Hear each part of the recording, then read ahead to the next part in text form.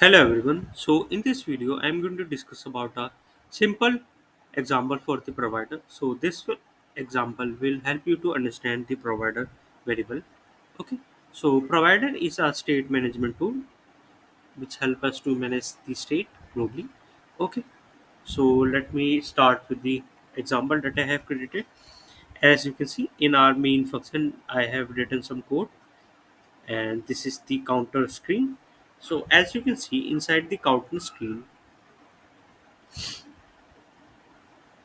I have created this text, and they are one display item which is the count number 0, and second thing is the counter increment and counter decrement. As you can see inside this function, inside this icon button, I have didn't written any kind of function for count plus or count minus, and these are the functions that are coming from the R provider, or you can see the model that I have written for the provider. So as you can see, by using the provider, we are able to use this state or this count globally in the any page. As you can see, this is the separate page and this is this separate page. And here I have written the code for the count plus plus. So let me also define what are all of the things. First, from the main function, I have written this change notify provider that used to provide the interface of our counter model to the widget tree. Okay, and inside this provider, I have written the our counter model, and after let me also show the code for the counter model that I have created. So a simple counter model that extends the change notifier.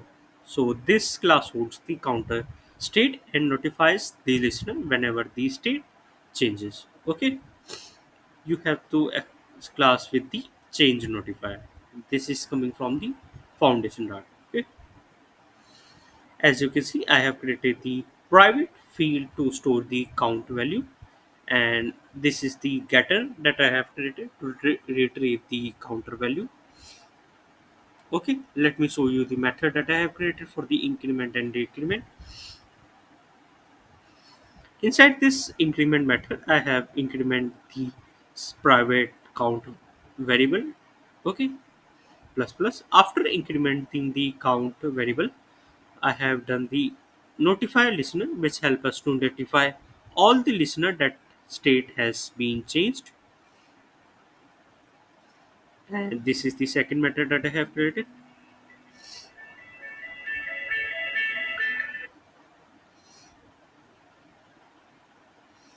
Okay, let I think most of the code I have covered around. Let me also show you the demo. As you can see, our counter is perfectly working.